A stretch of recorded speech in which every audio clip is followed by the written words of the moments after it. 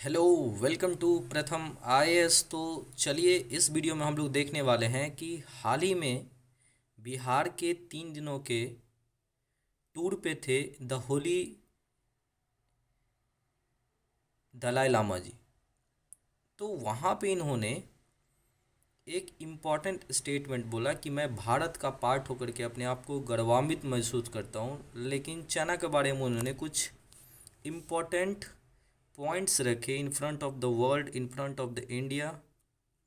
और वो कुछ important point regarding the choosing of his successors, साथ ही साथ जो तिब्बत में यहाँ पे बुद्धिज़्म को डिस्ट्रॉय करने की जो चाइना की कोशिश है, इन सब के साथ साथ और भी बहुत इंपॉर्टेंट पॉइंट को यहाँ पे डिस्कशन किया जो ग्लोबल पॉइंट ऑफ व्यू से बहुत इंपॉर्टेंट है।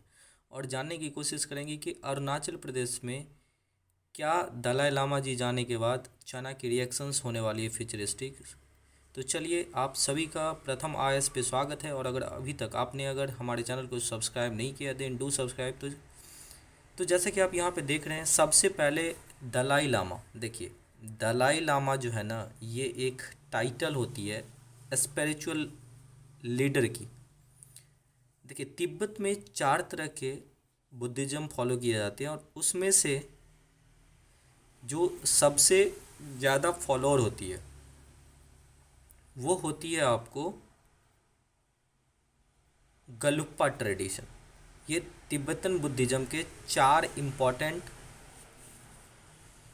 जो बुद्धिज़्म रिलीजन है उसमें से एक जो है ये ट्रेडिशन होता है गलुप्पा, और उसी से बिलोंग करते हैं दलाई लामा। तो अभी के जो करंट 14th दलाई लामा है, इनका नाम है तेंजिन ग्यात्सो, और आप जिसे Dalai Lama holiness his holiness Dalai Lama बोलते हैं वो तेंजिन ग्यात्सो है। और ये अभी एग्जाइल में है इंडिया में, और इनका जन्म 1935 में हुआ था। अगर आप देखोगे तो जैसा मैंने बता दिया कि ये largest and most influential tradition होता है तिब्बत में। कौन सा? तो गेलुपा ट्रेडिशन। और ये जो इंस्टीट्यूशन है दलाई लामा को, वो रिसेंट, क्योंकि अभी तक देखो ना, आपकी 14 दलाई लामा जो है ना हिस्ट्री में आए हुए हैं, और उसमें से भी जो फर्स्ट और सेकंड दलाई लामा थे उन्हें आफ्टर पॉस्थुनमसली इन्हों दलाई लामा माना गया था।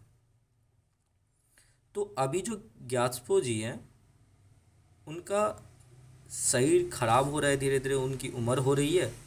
बट जो किरण रिजिजू जी है इसी साइडलाइंस पे मिले थे बिहार में, तो वहाँ पे उन्होंने बोला कि हालांकि पूरा वर्ल्ड चिंतित है कि उनकी हेल्थ डिटोरिएट हो रही है, उनकी उम्र हो रही है, बट उनकी जो एनर्जी है वो, ऐसा मिनिस्टर साहब बता रहे थे क्योंकि उन्होंने पर्सनली उनसे इंटरेक्ट किया। तो ये जो दलाई लामा वो हेड मॉन्क होते हैं तिब्बतन बुद्धिज़्म के, और ट्रेडिशनली इनको रिस्पॉन्सिबल माना जाता है for the governing of Tibet, और वही प्राइम मिनिस्टर और वर्किंग काउंसिल को गठित करते हैं।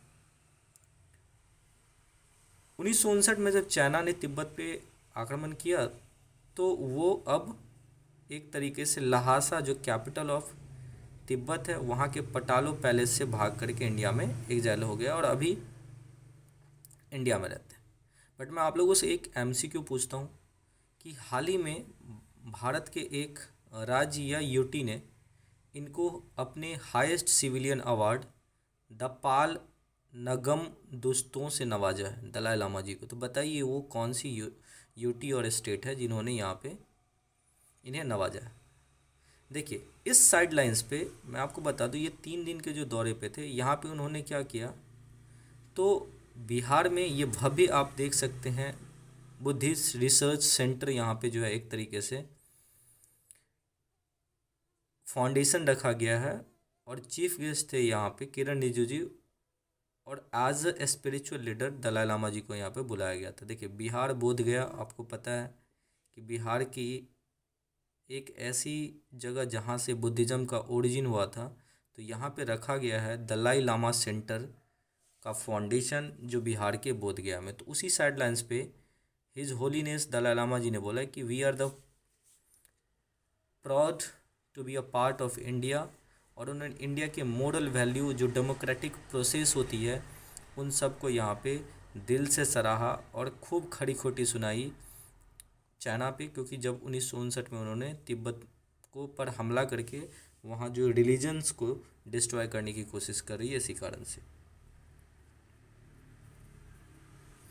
और उसी साइडलाइंस पे ये तीनों मिनिस्टर्स मिले, स्पेशली किरण रिजिजू जी, बीजेपी के जो हेड हैं बिहार के वो, और यहाँ पे chief minister of Arunachal Pradesh, और देख रहे हैं यहाँ पे Dalai Llama two visit Arunachal. और ये सब सुन करके चाइना बौखला गया, क्योंकि जो अरुणाचल प्रदेश है ये तिब्बत का साउथ ईस्टर्न पार्ट मानता है चाइना, और उस पर क्लेम करता है। और जो मैकमोहन लाइन है उसको चाइना मानता भी नहीं है, हालांकि वो चीज़ें अनऑफिशियली तरीके से अभी भी वैसी ही बनी हुई है, बट सिंस मानता नहीं है तो अरुणाचल प्रदेश पे क्लेम करता है। और ये जो अरुणाचल प्रदेश के सीएम पेमा खांडू जी की जो विजिट थी ऑफिशियल्स यहाँ पे, उसको यहाँ पे इनविटेशन को दलाई लामा जी स्वीकार किया, वो अरुणाचल को विजिट करेंगे। इसी साइडलाइंस पे the his holiness Dalai Lama ji ने बोला कि भाई देखो, नेक्स्ट जो हमारा सक्सेसर होगा उसमें इंटरफेयर करने वाला है। और इस कारण से जो तिब्बत गवर्नमेंट इन एग्जाइल है, जो भारत में रहते हैं, उन्होंने एक स्ट्रेटेजी, जिसे आप एक तरीके से बोल सकते हैं 6 पॉइंट प्लान, उसको यहाँ पे जो है ना प्रिपेयर करके रखा है कि जैसे ही हिज होलीनेस 14 दलाई लामा जी का निधन होगा तो ये जो है प्लान अपने आप चालू हो जाएंगे। और इसके तहत जो सक्सेसर होंगे, इनकार्सनेट फॉर्म होंगे लामा का, उसी को एक्चुअली में ये और हिज होलीनेस दलाई लामा जी जो अभी 14th है, या उन्होंने बोला है कि मोस्ट प्रोबेबली एक औरत होंगे इनके सक्सेसर्स। और ये सब चीज़ें जब 1995 में अपॉइंटमेंट किया गया था राइवल पंचेन लामा को by communist party of China, उसके अगेंस्ट में ये बहुत बड़ी स्टेटमेंट हुई। और ये सब बातें आपको जो पेनपा सेरिंग, जो president of Tibet government in exile है, वो बोल रहे हैं। और ये जो 6 पॉइंट प्लान है ये ऑटोमेटिकली आपको ये डेमोक्रेटिक ट्रांजिशन के लिए, और होगा भी क्यों नहीं। अभी हाल ही में तवांग में जो क्लैश हुआ है चाइना और इंडिया के फोर्सेस के बीच में, इसके बाद पूछा गया इनसे, दलाई लामा जी से, कि क्या आप वापस जाएंगे तिब्बत जो चाइना के कंट्रोल में। तो उन्होंने बोला कि कोई ऐसी बात ही नहीं है रिटर्न होने की चाइना, जब तक कि वहाँ पे हमारे ऑटोनोमस जो सैंक्टिटी है उसको चाइना मान ले, और दूसरा चीज़ कि चाइना से वो हट ही जाए। इन सब चीज़ों को देख करके उन्होंने बोला कि भाई कोई यहाँ पे बात नहीं है कि फेस ऑफ हुआ, वो चीज़ें अच्छी बात है, बट मैं यहाँ पे नहीं जाने वाला।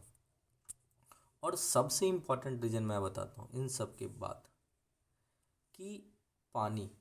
जी हाँ, आपको पता है चाइना एक तरीके से वाटर बॉम्ब बना रहा है। वाटर बॉम्ब कहने का मतलब जो ब्रह्मपुत्र रिवर है ना, जिसे अरुणाचल में यिंगक्युआंग भी बोलते हैं, ये बेसिकली उस पर डैम बनाया है, बहुत सारा पानी डाइवर्ट करके ले जा रहा है, और वो उसको स्टोर करके रखता है। और जब भी उसे देखिए, वहाँ पे तो कोई ऐसी डेमोक्रेसी नाम की तो चीज़ नहीं है, क्या हो रहा है क्या नहीं, और वो तो चीज़ें किसी को बताने वाला नहीं है।